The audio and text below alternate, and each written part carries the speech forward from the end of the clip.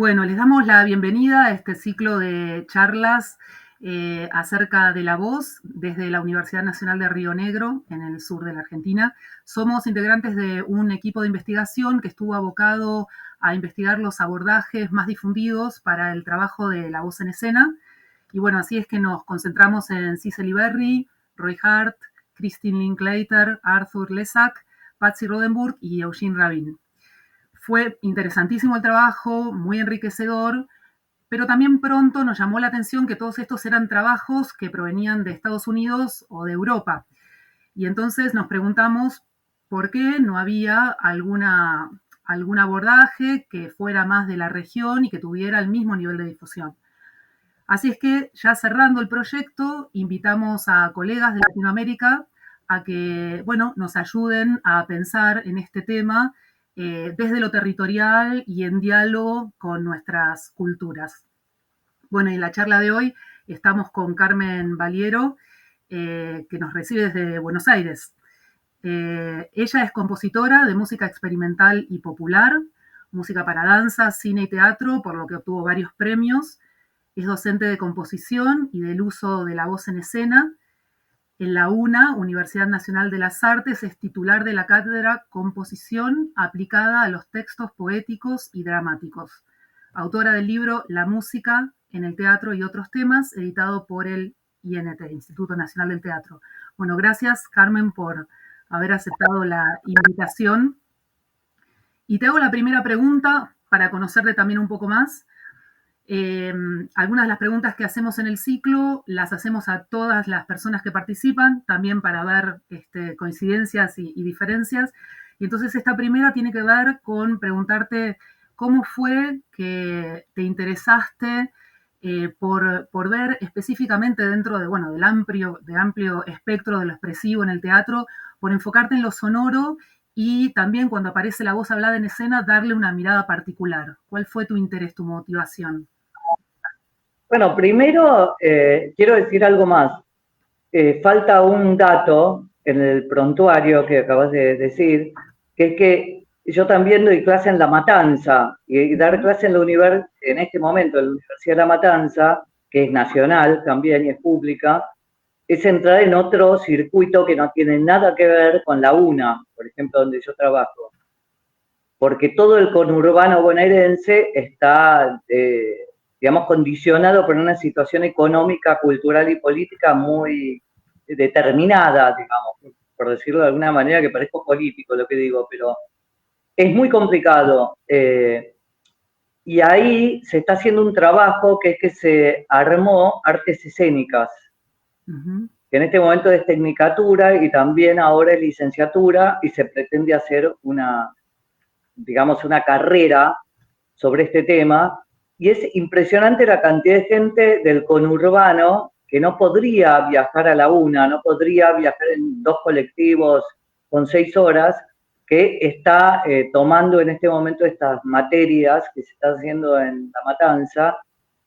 Me parece importante porque más allá de todo, digo, de cualquier tinte político y todo, que en algún momento se pueda hablar o cada uno pensará lo que piense, pero soy una persona totalmente librepensadora, pero me doy cuenta que realmente que haya una universidad nacional gigante donde decide armar una nueva carrera, que es la de las artes escénicas en el conurbano, es fundamental, porque mucha gente no puede acceder a la capital, porque no puede acceder, ya te diría, por un tema de precio de transporte en este momento, ¿no? O sea, yo tengo muchos alumnos, pero muchos, alumnos y alumnas de La Matanza, que les consigo en el Colón o les consigo en el Teatro Independiente, no importa, depende del tema que estemos hablando, Uh-huh. les consigo pasajes, digo, consigo entradas, y no pueden ir porque no pueden pagar el pasaje. Digo porque me parece importante este punto, ¿no? Que el problema es federal. Totalmente. Una cosa es el país y otra cosa es la Argentina. Nosotros estamos en la Universidad Nacional de Río Negro, que también en el sur del sur de Sí, la Argentina posibilita que un montón de estudiantes puedan hacer sus carreras, que si no, no tendrían muchos la posibilidad de irse con las enormes distancias que significa trasladarse a otra universidad, pagarse un alojamiento, etcétera. O sea que eso lo conocemos bien. Buenísimo que lo traigas, sí. No, y es muy bueno pensar en lo que es el IUPA también, ¿no? Uh-huh. Porque digo, la universidad, bueno, es nacional, es gratuita y contempla una cantidad de gente que si no sería imposible que hiciera algo, porque se naturalizó la imposibilidad de hacer porque no estás en capital. Pero volviendo al otro tema que decías, ¿qué es lo que a mí me estimuló a hacer lo que hago? Tiene que ver con esto que estamos hablando también, porque hay una parte sorprendente, que es cuando vos hablás, por ejemplo, de la televisión pública, ¿no? Vos hablás de un indio, viste que hay un indio, que ahora no me acuerdo cómo se llama, pero hay un indio que aparece en la televisión pública, que en realidad es un indio Quilmes, pero habla como porteño. Entonces, la voz es clasista. Porque, por ejemplo, se decide que un cordobés, si habla en cordobés, tiene que hacer chistes en cordobés, porque es cordobés. Es como decir, si es negro es triste y tiene que ser esclavo. Digo, es empezar a pensar una división internacional del límite muy extraña con la voz. La gente que es del interior tiene que ser mucama, tiene que estar en, no sé, trabajando en tumberos, pero es muy raro que a un santiagueño lo hagan físico atómico. Con lo cual, esa globalización que se hace del idioma y se hizo, digo, ahora es muy complicado y complejo hablar porque estamos en una situación, a mi juicio, peor. Pero digo, hablemos porque si no tenemos crítica y autocrítica, no se puede hablar y no se puede pensar. Y desde el punto de vista de la voz humana, es sorprendente cómo se neutralizó en lo capitalino el idioma. De hecho, paca paca hablan en porteño. A mí me pasó trabajando yo trabajo mucho en todas las provincias y trabajé mucho en el norte y en la quebrada, que de golpe escuchaban en la televisión pública decir, se cortó la avenida Libertador en tal zona porque hubo un accidente con una, no sé, una camioneta. Entonces me decían, ¿dónde es eso? Claro, no saben dónde es eso. Entonces, globalizar no es globalizar la información de la capital, es globalizar la información del interior, que no sé por qué se llama interior, porque sería exterior si pensamos, ¿no? Pero digo, no sé si es interior o exterior, pero ya es complicado la palabra. Todo esto a mí me hizo pensar que la palabra y la forma del habla tiene que ver primero con una experiencia cultural y experiencia emocional. No es lo mismo si a vos te gritaron o que no te gritaron, no es lo mismo si tus padres son o no inmigrantes, porque pueden ser bolivianos. Uh-huh. No es lo mismo si vos sos santiagueña o santiagueño, no es lo mismo hablemos de bolsa de trabajo, televisión pública, etcétera, etcétera. No porque queda en compartimentos estancos. ¿Qué quiere decir eso? Que la forma del habla no solamente es ideológica y sociológica, sino que el mercado decide dónde entra. Con lo cual, todo esto y mucho más, pero para sintetizar, me hizo pensar en cómo se enseña el hablar. Por ejemplo, en las clases de voz, en general, se trata de que se proyecte, ¿no? No sé, que se escuche. Si no se escucha, se pone un micrófono. Si yo pongo un micrófono a una mosca, lo que le veo son los pelos a la mosca y los 200 ojos, o sea, lo que veo es una monstruosidad, veo la amplificación de un error. Entonces, poner un micrófono en una voz no implica que se escuche, implica que se amplifica, nada más. Entonces, ¿qué queremos que se escuche? Y ahí entra un tema que es la técnica, que yo digo, hay una técnica eurocentrista y hay una técnica liberadora. Por ejemplo, que es lo que digo en el libro, si las personas escucharan a Goyeneche, sería mucho más útil que escucharan a una profesora de la voz. Porque Goyeneche no es que proyecta nada más, y si no proyecta me da lo mismo, porque es la generación del micrófono, no es Pavarotti, ¿se entiende lo que digo? porque Pavarotti también es europeo. Entonces, la proyección de la voz desde el punto de vista europeo no contempla dos cosas, como mínimo, como mínimo. No contempla que no estamos en Suiza y no contempla, primero, que no tenemos la posibilidad tecnológica de ciertas voces, de amplificación, pero además que la cultura a veces necesita que esté más cerca del público, porque una cosa es el Centro Cultural Kirchner y otra cosa es un galpón donde hago teatro. Si yo escucho de la fila 90, no es lo mismo que si la última fila es 50, no lo es. Entonces ahí hay un problema grave que, insisto, tiene que ver con que se supone que la cultura tiene que ver con cánones que no funcionan, porque digamos, si vamos a pensar en arquitectónicamente, hay cosas que no funcionan. El 90% de las obras de teatro se hacen, y ustedes lo saben, los del sur, con chiflete. Se escucha el viento. O sea, yo trabajé en todo lado del país y afuera también. Se escucha el viento, porque no hay guita para tapar el chiflete, lo que quieras, pero se escucha el chiflete. Entonces, ¿cómo escucho yo dar vuelta una página o un libro en una obra si tengo chiflete? Suponete que una obra de Chekhov te diga, bueno, entonces da vuelta el libro y no hay nadie, hay silencio, ruido de hojas, que en general, curiosamente, en las obras de teatro no se pone, en las didascalias, no se pone como marca los efectos sonoros dramáticos, no se pone. Porque si yo te digo, somos Chekhov, vestite como si fuera la época de Chekhov, tengo que pensar el ruido que hacen los tacos. Y si yo estoy sentada mirando una carta, tengo que pensar que hay ruido del papel. Ahora, si en ese momento alguien hace ruido con un caramelo, con el papel del caramelo, anula justamente el signo dramático de ese papel. Entonces depende de la acústica, depende de la distancia, depende de la arquitectura, si hay ruido o no ruido en las butacas, si hay ruido en los pisos. Entonces, si vamos a hablar seriamente de arte, yo no insisto con este punto, para mí es clave porque yo soy latinoamericana y además apoyo, digo, la cultura pobre en ese sentido, la recontra apoyo, pero no porque tenga una limitación, sino porque tiene un límite. Es una diferencia. Yo con un límite delimito qué hago. Con una limitación me frustro.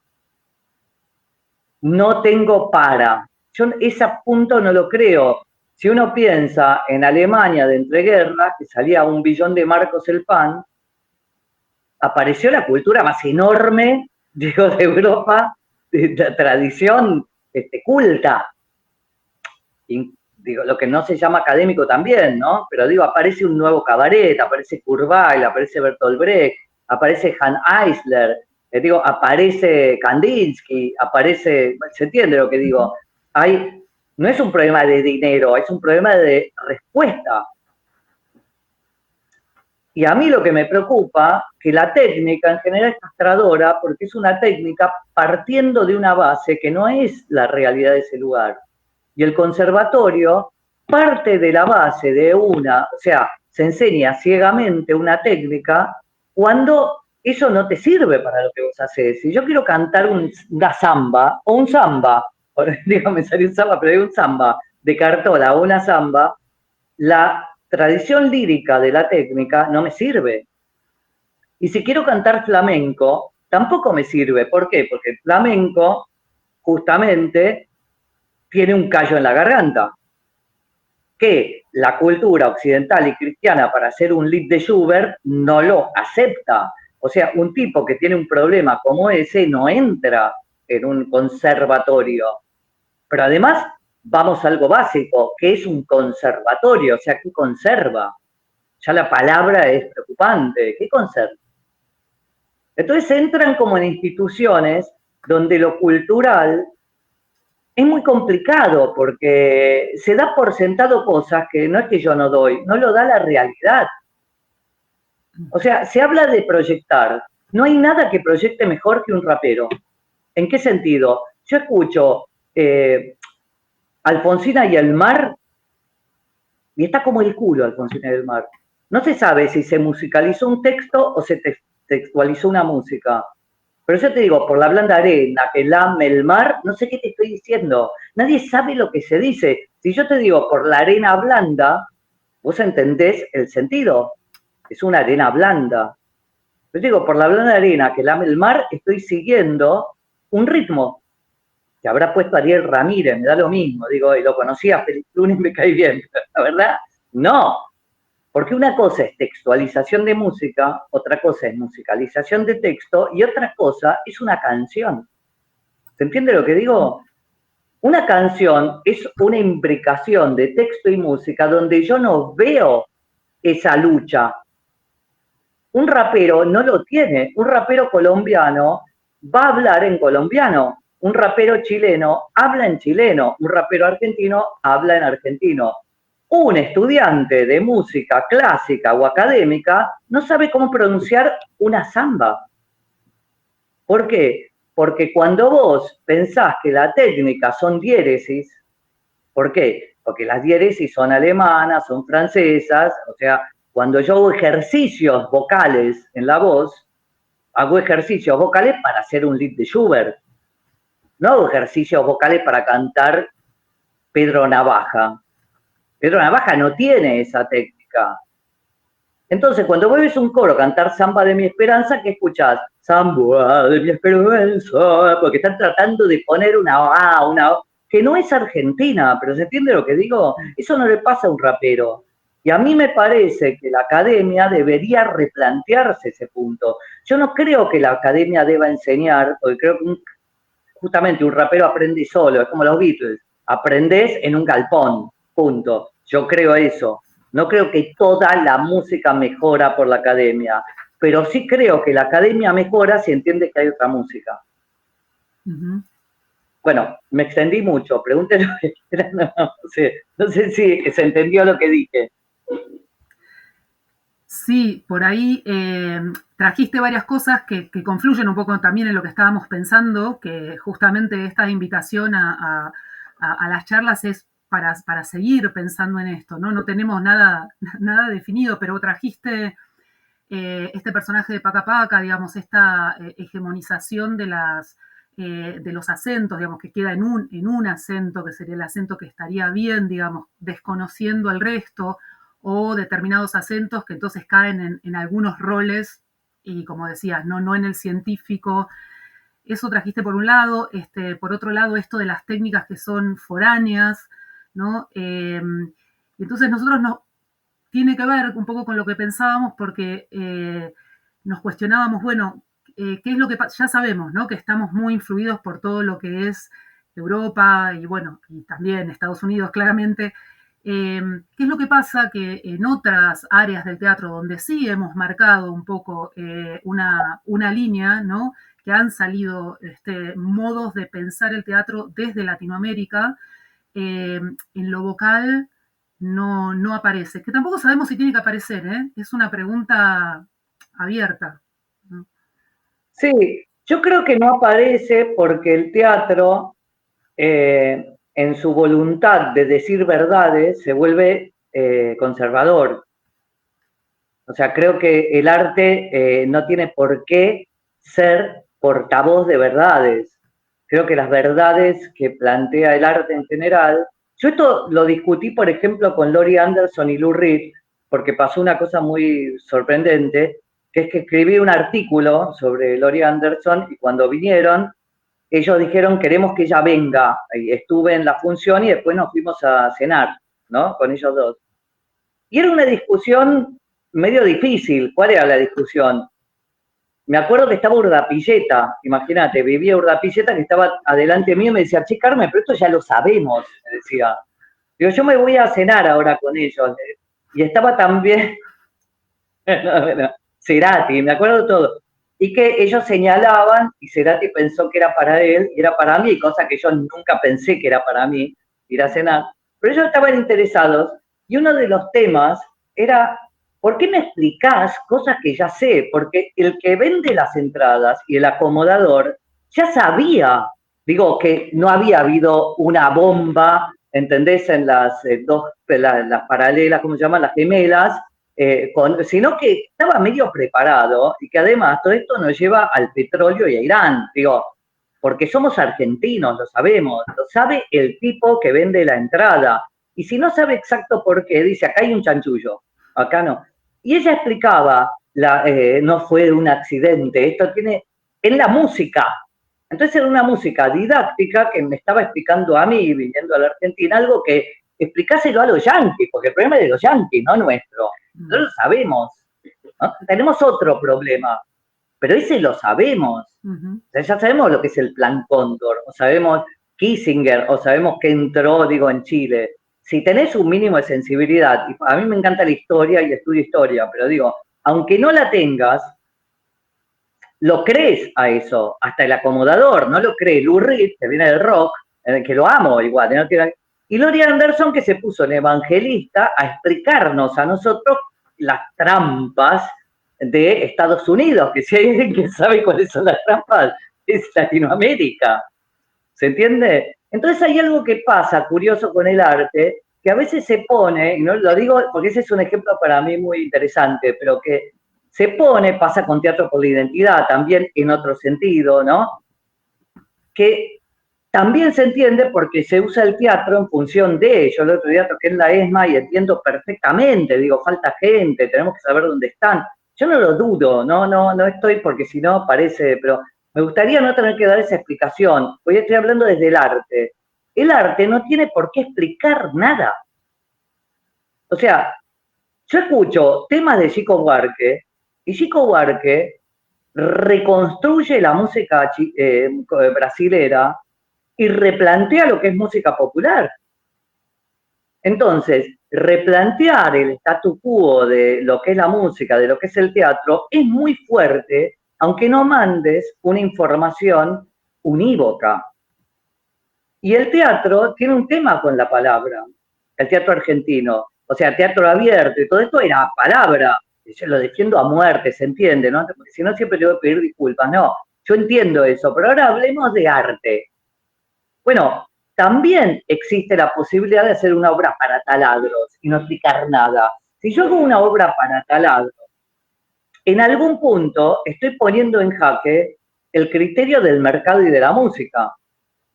Si yo tomo la palabra en el teatro como música, estoy poniendo en jaque la necesidad de información unívoca en el teatro. Es curioso, por eso digo que cuando se da clase, se dice cómo se escucha bien, se escucha fuerte, se escucha poner un micrófono. Pero no hay un habla estética, hay una amplificación del error. Por eso insisto, como ponerle a una mosca una lupa, ahí le veo todos los pelos, le veo los ojos, no sé cuántos tiene una mosca o una araña, digo, veo un monstruo. Entonces, amplificar la voz no implica decir, por eso yo insisto en el libro, una cosa es estudiar a Goyeneche y otra cosa es querer amplificar la voz. Estudia a Goyeneche si sos actriz, porque dice, y porque es ronco, cocainómano, fuma, toma, todo mal, pero en eso consiste una expresión, en trabajar con un límite humano, porque si no caemos en lo ilimitado suprahumano del ballet del Bolshoi, que tengo que tener 30 años y después me voy, o de un jugador de fútbol, no importa, ¿no? Entonces, tengo que saltar, que en cascanueces, no sé cuánto, pero una mina de una escuela de samba no salta, tiene 85, toma callaza, fuma, canta como los dioses. ¿Por qué? Porque está pensado dentro de ese límite esa música. El problema de creer que todas las expresiones del arte tienen que ver con lo suprahumano es un problema de la academia. Porque no lo cree un rapero, no lo cree una gorda que canta, ¿no? El samba, no lo cree Goyeneche, que se manda una raya y después canta. ¿Se entiende lo que digo? Y no digo que esté bien o mal, ¿no? Porque eso es moral. Digo, el arte muestra eso, muestra que los límites humanos, el límite humano es parte de la generosidad y de la expresión. Y yo lo que siento es que en general las academias quieren torcer ese límite y llevarlo más lejos. No se ve la cocainómana, no se ve el gordo, no se ve... Y sí, ahí es cuando yo me separo, digo, siendo académica, habiendo estudiado en la Facultad de La Plata. Pero lo que a mí me hizo replantear esto es cómo se escucha, la calidad y lo ideológico de lo que escucho. Por eso insisto con Paca Paca, se escucha bien, proyecta bien, pero es un indio porteño que se psicoanalizó en Palermo. Digo, a ver, hermanos, digo, ¿por qué tengo que escuchar eso si vivo en La Quiaca? Esa globalización es altamente compleja ideológicamente y culturalmente. Entonces, no entremos en mi ley, entremos, digo, en lo que estuvo antes. Ahora es complicadísimo porque cualquier cosa que tratemos es complicado. Pero el arte tiene que, en algún momento, eh, independizarse de la inmediatez. Porque si no, siempre está respondiendo por algo que no responden los demás. A mí nadie me responde porque votó a mi ley, nadie me, o sea, responde, quiero un cambio. No responde nada, en realidad no me responde nada. Tampoco me responde mucho el que defiende lo otro. ¿Se entiende? Pero no estoy hablando de política, ¿se entiende lo que digo? Uh-huh. El arte no tiene por qué responder lo inmediato. Son cientos de miles de años de arte donde la persona que decide hacer arte tiene que responderse a sí misma y ser lo más original y honesta posible con lo que hace. Y ahí entra el timbre. Por eso insisto que el timbre es ideológico. Goyeneche muestra que el timbre es otra cosa. Entonces yo puedo tener 50 alumnos de conservatorio que cantan perfecto y proyectan, pero no producen música. Entonces me pregunto, ¿por qué Goyeneche sí? ¿Por qué Rubén Blades sí? ¿Por qué Cartola sí? ¿Por qué cantan? ¿Por qué cantan? Entonces el otro está tratando de no desafinar. El problema del error, que es un problema moral gravísimo. Yo cuando doy clases en la universidad, la primera pregunta que le hago a los alumnos y alumnas es, ¿a qué le temen? Siempre se queda así, pero ¿cómo a qué le temen? Porque suponen que les voy a dar el programa. ¿No? ¿A qué le temen? Le temen al error. Ahora mi pregunta es, ¿qué es el error? Y ahí se abre un abanico maravilloso, digo, ¿qué es el error? Perdón, ¿no? ¿Me extendí mucho? No, está perfecto. Yo ahí quería meter algo, pero no sé si alguno de... Si alguien tiene ¿Puedo tomar vino acá? ¿Eh? ¿Puedo tomar vino acá en la reunión? Sí, por favor, haz lo que quieras, estás en tu casa. Estás en tu casa. No, porque, claro, justamente esto, ¿no? Lo del error, que más allá, que depende con qué técnica te metas, que, a ver, también se entiende todo lo que decís y me parece muy valioso también para contraponer un poco a todo lo que es la técnica, tener un objetivo, etcétera, esta mirada tuya, como de construyendo, sí, y planteando la polémica, también con, o sea, con fundamento, ¿no? Pero digo, el error justamente, hay muchas técnicas que lo miran para ver cómo corregir, ¿no? Entonces, otras no, otras por ahí lo toman como parte de la búsqueda. Pero digo, tratando de llevarlo siempre a ese lugar que nos convoca y que estudiamos, bueno, también pensar si desde estos territorios por ahí estaríamos más predispuestos, también porque estamos más cerca de los errores históricos y un montón de cosas, a mirar eso que en otros lugares donde por ahí baja, bueno, la línea eficiente de lo que te va a hacer llegar a X punto, ¿no? Sí, igual yo lo planteo y vuelvo a insistir en que antes de hablar del error hay que plantearse qué es el error. Para mí es clave eso. Digo, yo puedo decir, hay técnicas que no sé, son más livianas con el error. ¿Con qué error? Hay técnicas que son más estrictas con el error. ¿Con qué error? Entonces, digo, si yo ando en bicicleta y aprendo a andar en bicicleta, me voy a caer 100.000 veces. Pero la idea no es andar arrastrando la bicicleta, es andar en bicicleta. ¿Se entiende? Entonces, ¿cuál es el error? Porque hay errores que no es arrastrar la bicicleta, es a lo mejor andar con una sola mano en el manubrio, pero se anda con dos. Pero eso se condiciona y se decide que no, se anda con dos.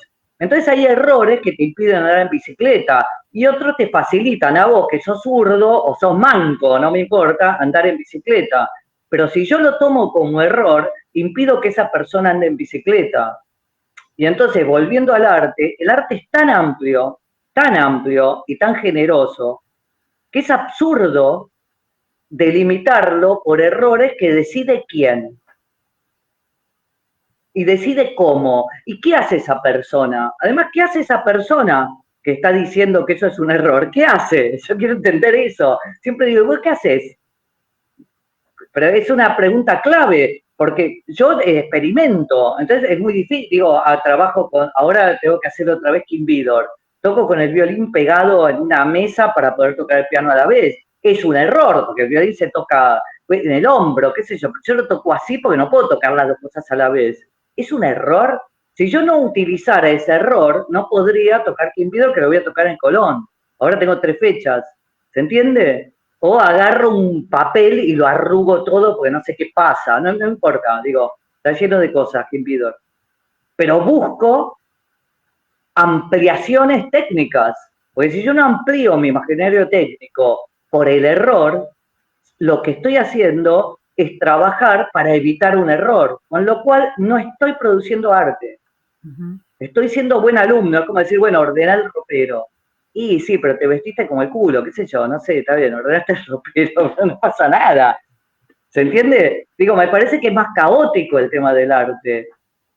A mí me pasó algo muy raro en Córdoba, que fui a un, ¿cómo se llamaba? Experimentalia, era un grupo, era un festival que había gente de todo el mundo de experimentación.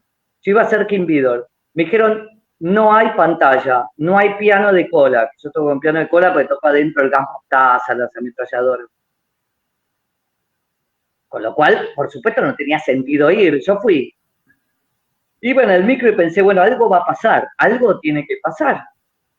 Llegué, había un alemán, un español, no sé qué, tocando. Me dijeron, después entras vos. Y yo, pero les aseguro, yo estaba sentado en primera fila así mirando y dije, pero hasta que terminaron y aplaudieron no sabía qué iba a hacer. No tenía ni idea, no tenía el piano, no tenía la pantalla. Dijo. Entonces, ¿qué pensé? Utilizar la imaginación con lo que tenés, que no sé qué era. Hice un concierto con el público de Papeles y le pedí a la gente que estaba en el escenario, que era un alemán, un español, no sé qué, digo, no se vayan, no se vayan. Vamos a cantar el himno nacional y ustedes los van a acompañar. Un delirio, digo, no, pero empezaron a cantar y yo los dirigía y tenían que bajar y de golpe era cuatro y de golpe era grave, de golpe subían. Entonces se formó todo el himno y estos que no sabían el himno nacional argentino, yo los dirigía para que entraran en los lugares básicos del himno nacional, digamos. Y la gente con papeles, bla, bla, bla, bueno. Terminó, no sé cuánto duró eso, pero duró mucho, porque nadie quería parar. Pero, ¿con qué tiene que ver eso? ¿Con que a qué le temen? Si yo le hubiera temido al ridículo, si le hubiera temido a la falta de piano, si le hubiera temido a la falta de pantalla, nunca hubiera hecho música. Y yo aseguro que eso era música. De hecho, los músicos pensaron que era música y el público, no es que dijeron, ¿qué hace? Enferma mental. No es que pasó eso. Entonces, vuelvo. Hay que entrenar en el accidente al alumnado, no en evitar el error. Porque si yo evito el error, evito, no sé, ¿se entiende? Despeinarme. Porque no, entonces no sale la nota. No, a ver, saltá mientras tocas la flauta, se llama. Yo hace poco hice ahora en el CTC, en la segunda obra que hago para el ensamble del Damos, en el Colón, y les hice tocar solamente papeles y con ojos cerrados. Y después agarrar sus instrumentos, pero con ojos cerrados. Bueno, ahora pidieron otra que la terminé y la estrenaron la otra vez que te la puedo mandar. Pero es gente que está acostumbrada a la partitura, pero es abierta, digamos. ¿No? Y digo, bueno, no, digo, cierren los ojos y vamos con esto. Si no es cercenar la posibilidad de imaginación de esa gente, la mía, que ahí yo renuncio, me voy. O sea, déjame hacer lo que quiera, porque si no, me entristezco. Sí. No sé, Gus, me pareció que cuando yo empecé a hablar, ¿vos querías decir algo o no? Sí, era una pregunta en relación un poco, bueno, al a la inquietud que nos llevó a pensar en este ciclo, que bueno, prácticamente todo lo que venís diciendo resuena un montón, porque como comentó Flavia al principio, la inquietud tenía que ver justamente con volver la mirada hacia nuestros propios territorios en una tensión que se establece eso, con una mirada muchas veces absolutamente colonial, donde claro que hay una tensión con el error porque hay una cuestión canónica acerca de lo que está bien y lo que está mal. Y bueno, entonces lo que te quería preguntar era, justamente aprovechando esta mirada que vos tenés, me parece súper interesante, y también lo que vos comentaste, que ya lo sabíamos, ¿no? Que tenés mucha experiencia en distintos territorios y mucha experiencia con lo pedagógico también. Bueno, ¿cómo abordás?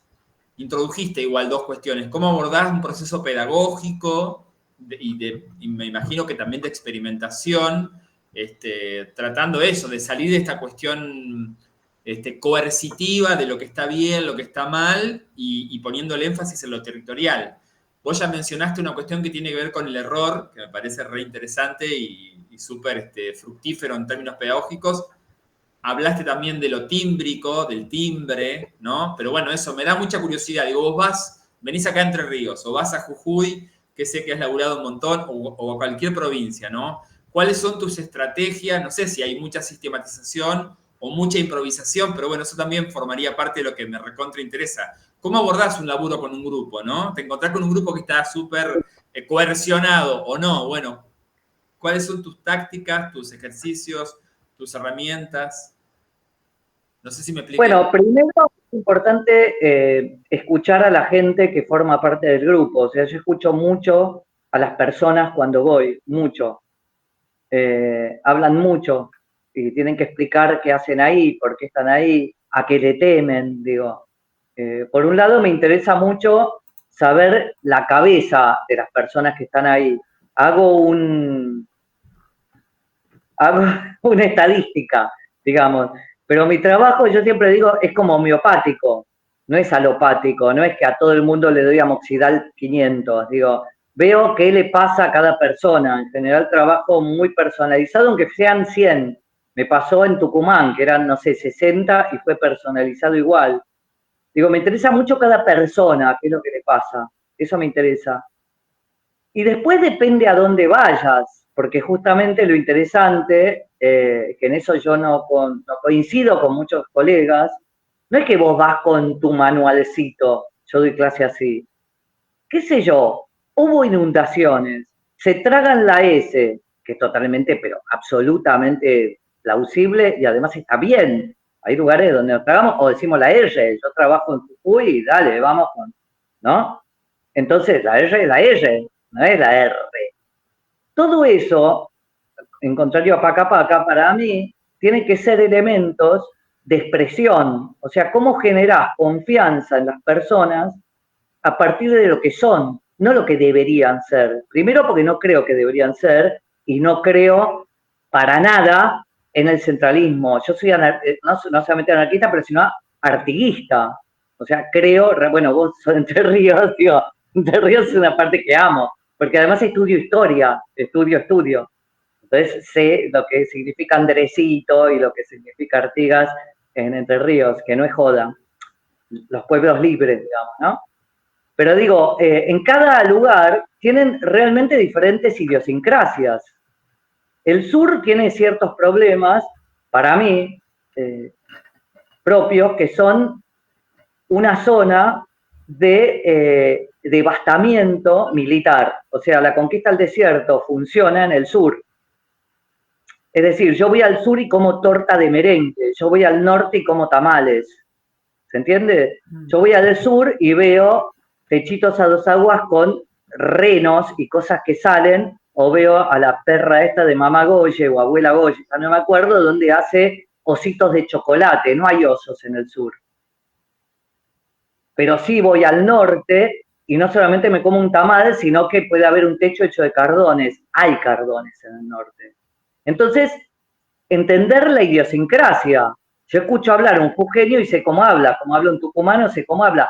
En el sur es más complicado.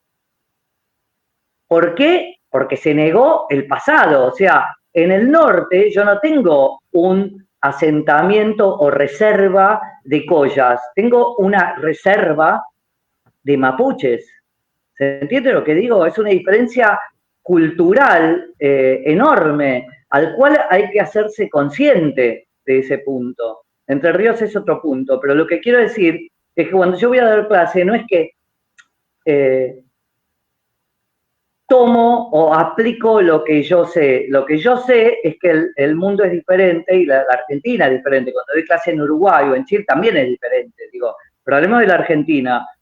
Es diferente un lugar que el otro. Entonces es escuchar. Para mí es escuchar seriamente a ver qué es lo que más le serviría.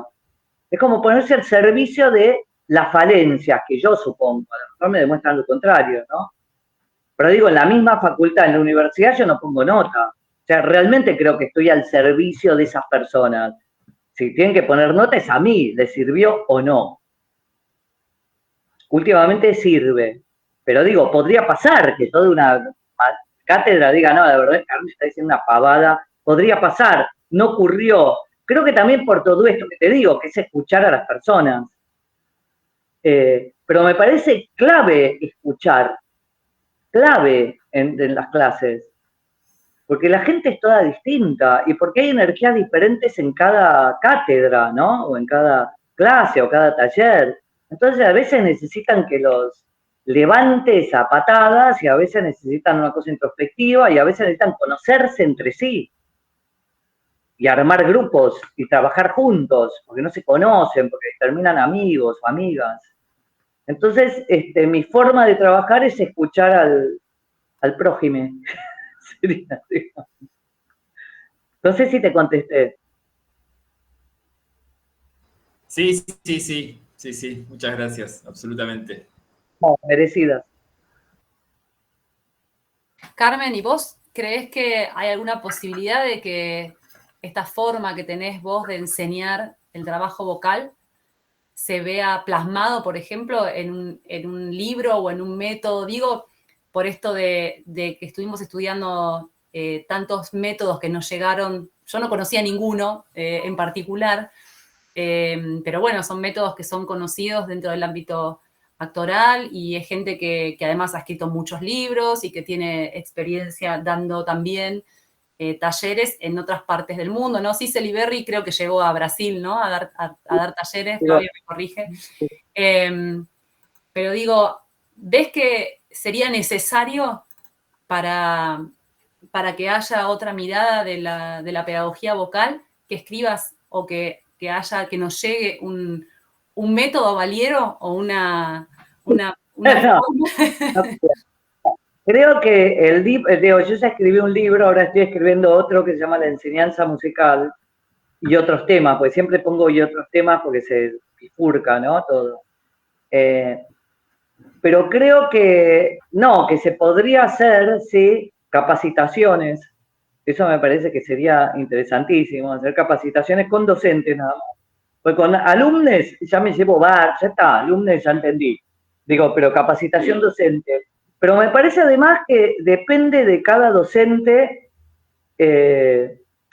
la autocrítica o por lo menos la conciencia de lo que te dan con Nestum. O sea, yo siempre digo, estudié en La Plata y todo, pero siempre fui crítica, no crítica ciega, sino cuando yo era muy chica, te doy un ejemplo absurdo, pero que no te sirve, pero muy chica, existían los espirales Buda, que eran espirales para mosquito, Buda, y había un Buda, como ahora se levanta, viste, el miocit o no sé qué, se levantaba un metal que tenía forma de Buda y me encajabas arriba del... Y yo era muy chica, o sea, no es que daba clase, nada, era muy chica, no había ido a la primaria. Y yo me negaba en mi casa a usar espirales Buda porque yo sabía que Buda era un dios para mucha gente, que para una cantidad de gente a mí me daba lo mismo, si era que era la tercera parte del planeta, además, no es poco, ¿no? Pero decía, ¿por qué no ponen Virgen María, espirales Virgen María? ¿Por qué no ponen espirales Jesucristo y le meten una espiral arriba para espantar a los mosquitos? ¿Por qué ponen Buda? Y para mí era un tema grave, tan grave que mi mamá no compró más Buda. ¿Se entiende lo que digo? Pues yo no iba a usar espirales Buda. ¿Por qué? Porque la visión eurocentrista y la visión, te diría, egocéntrica, hace que uno no vea que el mundo es más amplio. Cuando vos ves que el mundo es más amplio, en general te volvés más generosa con la humanidad y escuchás distinto. Si yo escucho japonés y digo, no entiendo un carajo, van a hacer lo que me está diciendo, no entiendo que es otro idioma. O sea, a mí me gusta el chino. Yo no sé, en los supermercados chinos hablo en chino. No sé por qué, porque tengo capacidad para los idiomas, digo, pero sé decir de Wan San Hao, Wen Hao, qué sé yo, 600, voy hablando en chino, que ellos están chochos. Pero a mí me cambia esa relación con los chinos del supermercado, que están todos alienados, si les hablo en... Yo entiendo que son chinos, ¿se entiende lo que digo? Entonces, yo entiendo que alguien es santiagueño, pero lo entiendo, no es que voy y colonizo. Entiendo que es santiagueño y ahí interactúo. Pero me parece que, sobre todo en esta época que es espantosa, es clave entender al prójimo y a la prójima. Es clave escuchar, es clave entender que hay diferentes necesidades. Por eso insisto, yo voy al sur y para mí que mamá Goye sea una gorda blanca que vende chocolates y que parte de los chocolates son osos, bueno, me está hablando de cómo está formada la gente ahí, tenemos que ir a wake up, ¿entendés? Dale, vamos, despertemos un poquito la cosa. Como la teatralidad en el norte, cuando yo desentierro al diablo, me sirve para hacer teatro. No voy, digo, hay gente, que no importa, no voy a dar nombres, pero grandes autores y directores, que fueron al norte, que me lo contaban los del norte, yo hace años doy clase en el norte, me dijeron, no, me dijeron a mí, una coplera, que no entiendo el teatro. Y la mina entierra el diablo de todos los carnavales. ¿Cómo no entiende la teatralidad? ¿No entiende? No sé, que Ibsen. Pero no digamos que Ibsen es el único teatro.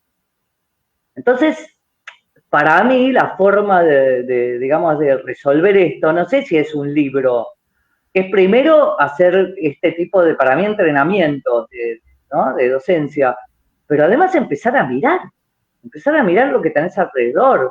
La gente no mira lo que tiene alrededor, mira el programa, mira lo que tiene que dar, mira lo que sabe, pero no mira lo que no sabe, que es de donde más aprende la gente, de lo que vos no sabés. Yo aprendo dando clase, no es que enseño. Es intercambio, ¿se entiende? Entonces me parece que si hacemos un plan de estudio, no te lo digo Valeria, pero entendés lo que digo, un plan de estudio, bueno, tenés que hacer esto primero, después esto, después enseñarle esto, caemos en lo mismo. Y es el no saber lo que te enseñan. ¿Y cuánto crees que esta forma de decir algo después? pensar tu pedagogía vocal tiene que ver con tu formación musical? Y si esa formación musical también forma parte de la enseñanza en esto de la voz en la escena. ¿Se entiende lo que digo? Como esto de que vos decís de la escucha, del oído, también me imagino que forma parte de tus clases. Obvio. Lo que pasa es que para mí, yo divido la música para teatro, la musicalidad en escena, la musicalidad en el habla y la música. Para mí está totalmente separada, o no totalmente, pero está separada. Digo, no aplico lo mismo, mi cabeza no piensa igual una cosa que otra. Si tengo que hacer una obra, como dice, para el órgano del CCK, estoy pensando en el órgano y en cómo sonará. Digo, no pienso en la teatralidad. ¿Se entiende? Entonces, yo creo que existe una musicalidad teatral y existe una teatralidad musical, pero son cosas diferentes. Creo que Madonna tiene teatralidad musical. ¿Se entiende? Pero creo que, por ejemplo, no sé, bueno, recién te estaba diciendo Rubén Blades, tiene teatralidad musical, puede montar un show y ser teatral, ¿no? Pero es teatralidad musical, no es musicalidad teatral. Y me parece que la musicalidad teatral la puede tener Urdapilleta. O sea, el ritmo del habla y la forma del habla y la decisión de dónde paro y cómo te atraigo con los tonos y eso tiene que ver con lo teatral. Es musical, pero es musicalidad teatral, no es teatralidad musical. Creo que esa es una diferencia enorme, por eso es muy diferente enseñar que de hecho yo ahora empiezo clases otra vez en LEMAT, es diferente darle clases en LEMAT a actores que dar en La Matanza artes escénicas o dar en la UNA música, que es composición aplicada a textos poéticos y dramáticos. Más largo no puede ser y no sabemos qué quiere decir, pero ese título de esa cátedra que heredé, lo que está diciendo es que yo estoy aplicando música a textos, que no es lo mismo que textualizar música, ¿se entiende? Y me parece que esas diferencias, que dichas suenan como muy académicas y complicadas, es bastante simple. Cuando vos estás en una ópera, la tormenta es de mentira, la corona es de mentira, es de metal, cualquier cosa, ¿no? Los truenos son de mentira, todo es mentira, pero el fa sostenido, las notas son reales. No hay teatralidad en el fa sostenido, hay música. Cuando yo tengo una obra de teatro y la musicalizo, cada nota que hago es teatral. Esa es la diferencia. Vos escuchás El Padrino y toda la música es teatral y tenés toda la melancolía italiana y tenés todo. Y el tiempo ese, que es muy lenta la música, que tiene que ver con la lentitud del hijo de puta, pero digo, lo amo, ¿no? Al Padrino, de amor, que es Marlon Brando, pero tiene ese tiempo que él explica cosas con una lentitud que le explica la música. Hay una cosa increíble en la música del Padrino que me lo contó Chiqui González, que es de Rosario, que era secretaria de Cultura, que la amaba, la amo, y ella también, que estuvo con Nino Rota, y Nino Rota le contó algo clave, fui a dar unas clases ahí, ella me lo contó. Cuando Al Pacino va al baño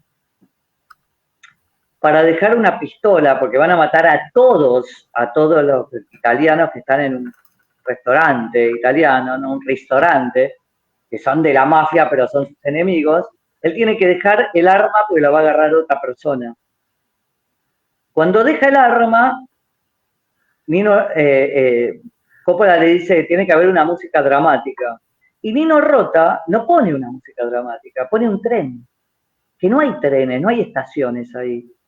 Pero cuando pone en el coso de la, ¿cómo se llama? La mochila del inodoro, pone la pistola, se escucha cha, cha, cha, cha, cha, y sube, pero sube a un nivel que te mata. Eso es un gesto dramático del sonido. Eso es decidir que ese sonido juegue dramáticamente. Entonces, la voz, las formas del habla, los silencios, los tacos, el tren, lo que sea, pueden formar parte de un universo dramático potentísimo si no los tomas literal. Si yo digo, no, pero no hay un tren en la zona de Brooklyn esa, ¿no? Bueno, ya la cagué. No, pero ¿por qué va a andar un tren? Bueno, la cagué. Entonces, la literalidad te caga, porque el arte no es literal, es poético. Por eso cuando dice composición aplicada a textos poéticos y dramáticos, yo siempre jodo con lo mismo. Todo que sea poético. No me expliques. ¿No? ¿Se entiende? No sé si te sirvió, Valeria. Sí, ahí quiere decir algo ella. Emi. Yo quería volver a algo anterior con esto de la diversidad, que ya de por sí se ve en Argentina, ¿no? En nuestros diferentes modos de hablar, en lo histórico, sociocultural que nos atraviesa. Si aún así vos encontrabas algún tipo de idiosincrasia latinoamericana a la hora de pensar las voces, la escucha, la creación sonora, o no sé, como dentro de esta idea de traer el territorio a Latinoamérica, si vos encontrabas algo en eso. Sí, la idiosincrasia latinoamericana es la variedad. Una cosa es un colombiano, un santiagueño, un cordobés, un chileno. Digo, me parece que la idiosincrasia es justamente las diferentes formas en que fue transmutando el yugo español, digamos, ¿no? Porque es el idioma castellano, influenciado por los giros de cada lugar, porque una cosa es ser comechingón, otra cosa es ser quechua, otra cosa es ser aymara, ser selknam, digo, eso que fue conquistado e impuesto, ¿no? Que es el idioma castellano, tiene muchas variantes en toda Latinoamérica. Por eso insistía cuando te decía lo de Paca Paca, tiene que ver con la identidad latinoamericana. Si yo quisiera hacer una gran América como quería Bolívar o Artigas, ¿no? Mi querido Artigas, no podría hacerlo si pienso en Paca Paca, porque serían todos porteños. Entonces no se está teniendo en cuenta las sutilezas de los cambios, que además no son solamente cambios lingüísticos, son resistencias lingüísticas. Cuando vos ves un santo negro en Brasil, en Ouro Preto, ese santo negro no es católico, es un santo que es otro santo que no es el santo católico. Lo vistieron de santo para que lo dejaran seguir rezando. Te digo, más allá que te caiga bien o mal el Papa Francisco, la iglesia nos hizo mierda a todos. Entonces, esos tipos, digo, no podían, porque estaba prohibido rezarle a lo suyo, que era sincretismo, que todavía se mantiene, porque cuando vos estudiás, un tótem es fetichismo y una virgen es religión. Si yo me voy a Luján, no es fetichismo, es fe. Pero un tótem es fetichismo. Con lo cual, por eso insisto, como se estudia la historia, es eurocentrista. Por ejemplo, no sé si te contesté algo o no. Sí. Entonces me parece que hay que respetar las cualidades y calidades de cada lugar de Latinoamérica. Si yo cuando doy clase en Uruguay, no doy clase igual que acá, porque no es igual. Santiago del Estero no es igual. Santiago del Estero tiene una característica para mí adorable, la amo, que es que hablan todos muy bien el castellano, no sé si de cipayo, no sé, pero hablan muy bien las conjugaciones de tiempo de verbo, terminología, sustantivos que acá no se usan, son como antiguos, pero hablan muy bien. Y como vos hablás, vos te expresás. Hay una cosa, por ejemplo, que yo decía que me mató un colombiano que está en la UNA. Yo digo, bueno, pero usted se exagera, porque tanto exageran, ¿no? Pero reina, pero preciosa, bonita, tanto exageran que se infantiliza el idioma. Porque todo es tan bonito, tan chiquito, que no puedo hablar de Cantor. No puedo seriamente, o sea, te lo digo con alumnos que estaban, o sea, que les costaba. Me decían, no entiendo lo que está diciendo, si es amor, o no estoy hablando de amor, soba el amor, estoy hablando de otra cosa. Entonces costaba. ¿Por qué? Porque las formas del habla hacen a la forma del pensamiento. Y la Argentina, en toda su extensión, estoy hablando, en toda su extensión, tiene una capacidad como Uruguay reflexiva gigante. No sé qué pasó, porque no soy lingüista, ¿se entiende? No sé, pero hay algo que pasó en cómo se aceptó la Real Academia y toda esta porquería, en que se llegó a un pensamiento muy alto, de reflexión, no digo que sea mayor o menor, ¿se entiende? Porque si no, ¿viste? Ahora me van a decir xenófobo, ahora hay que tener cuidado. Bueno, ahora no, porque ser xenófobo está de moda. Quería, porque de a poco tenemos que ir redondeando, ya prontito va a ser una hora que estamos charlando y se abren un montón de puertas, está interesantísimo. Yo te quería pedir si puedo leer una cita del libro, ahí lo están viendo al derecho. Voy a negar todo lo que leas lo voy a negar. Lo escribiste vos, claro. No, pero es interesante y no te estás desdiciendo. Acá vos decís, la técnica no puede ser anterior al deseo, porque el deseo es el que produce la necesidad de buscar una técnica para concretarlo. La necesidad y el deseo de trasladarse más lejos y más rápido conciben a la bicicleta. No es la técnica del pedal y el pedaleo el objetivo, es el deseo de trasladarse. Es muy factible que en un terreno cubierto de pantanos nadie conciba a la bicicleta, pero sí se concebirá un tipo de barcaza para agua de poca profundidad. Más extraño sería que en dicho pantano existiera una academia de ciclismo y cientos de entrenadores. El deseo está condicionado por el entorno. Hay muchos paisajes, muchos deseos y muchas técnicas. La técnica es una aliada cuando sigue al deseo. Me gustó mucho esto, ¿no? De tratar de volver al deseo. y no anteponerle la técnica, si bien sabemos después que si estamos sobre todo en ámbitos académicos, bueno, está el programa, ¿no? Y muchas veces puede pasar que se te anteponga el objetivo, el contenido de la materia al deseo, o que lo descubras después, ¿no? Por conocer la técnica. Pero justo esto que traías de los paisajes, me parecía que se relacionaba, ¿no? Con esto que veníamos pensando de, bueno, ¿qué pasaría acá, no? Y estas técnicas que están súper interesantes y siempre te traen a descubrir algo propio, vienen de otros pantanos o de otras llanuras, ¿no? Bueno, me parecía un lindo modo de unirlo, ¿no? Con el deseo. ¿Cómo? Porque a veces no estoy de acuerdo, pero estoy de acuerdo con eso que escribí. Sí, estoy de acuerdo. Sí, sí. Buenísimo. No sé si hay algo más que ustedes quieran agregar.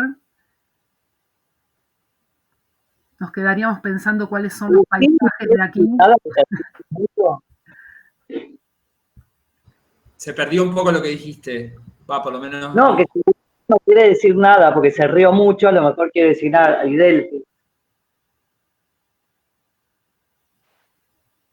En realidad a mí se me ocurren unas preguntas, pero serían para un par de horas más y un café. Me está invitando un café, Agustín, ojo, ¿eh? Pero ¿cuáles son para saber? No, en realidad, así como para dejarla picando, se me ocurrió de que estoy trabajando ahora en primaria y escucho muchos niños y niñas hablar en español neutro. Entonces se me formula la pregunta en estos términos de educación vocal, de si traerlos un poco al un poco más argentino no es condicionarlos, o si esa es su habla nativa nueva, es como una cosa medio metafísica, no sé cómo plantearla. Está bueno esa, bueno, si querés le pedís a Flavia mi mail y lo hablamos, porque yo tengo una teoría sobre eso, de cómo destruir a las criaturas. No, mentira, de cómo trabajar eso. No, porque es un tema, pero vos pensá que hoy recién hablábamos de la academia con Flavia y todo esto, pero bueno, justamente el libro mío nuevo, que estoy terminando, empieza desde el jardín de infantes. O sea, cómo te condiciona desde el jardín el tema, de la palabra, ¿eh? Y te condiciona. Y por supuesto, los medios de comunicación, la televisión y todo eso. Entonces, formas de combatirlo o ¿no? Tranquilizar ese punto. Así que sí, si querés, pedile. Yo soy militante de esto. Te pedís y te contesto. A los 6 meses, pero no, mentira, te contesto. No, bueno, creo que quedan así como un montón de puertas abiertas porque a lo largo de esta hora ha formulado un montón de apreciaciones y de frases que quedan resonando y lo que me parece maravilloso es que todas convergen en esta pregunta que, insisto, dio origen al ciclo y que, bueno, que es esto, digamos, que Emi un poco resumía en la pregunta, ¿no? Que, bueno, ¿cuál sería si se puede hablar de una idiosincrasia vocal latinoamericana?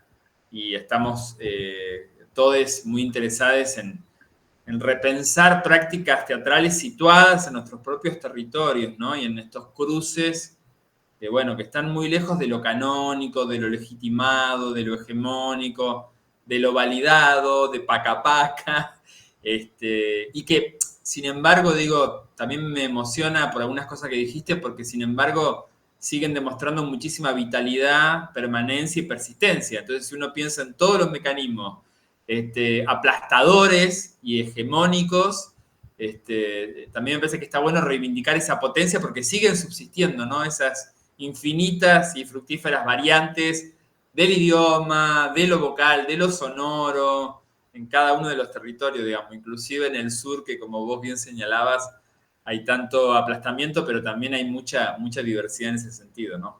Hay bueno, muchas gracias. Lo que estabas diciendo, perdón, para una pequeña digresión, una cosa es el idioma y otra cosa es la voz. la voz es espejo de una cultura. Por eso yo jodía con el libro que obviamente Flavia leyó, se nota. Una cosa es Aldo Rico diciendo la palabra patria y otra cosa es una maestra del jardín diciendo la palabra patria. Digo, una patria golpea y otra es matria, digamos, ¿no? Abraza. Entonces, la forma, bueno, basta ver cómo habla un dueño de campo de Salta, ¿no? Y que golpea y te van a venir para acá y te dicen, no sé qué, la patria, y no sé, digo, están hablando desde lo belicista. Vos fijate que, por ejemplo, no hay un jujeño, aymara o quechua que grite, pero no grita, no golpea. ¿Por qué no golpea? Porque no impone. Entonces entender que los signos del habla, estamos hablando de la voz, no es la palabra, es el timbre y el tono lo que determina.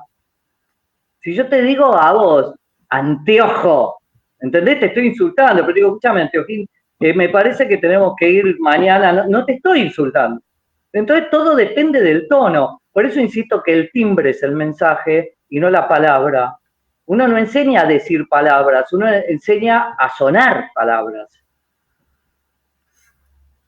Bueno, no sé, era eso, ¿no?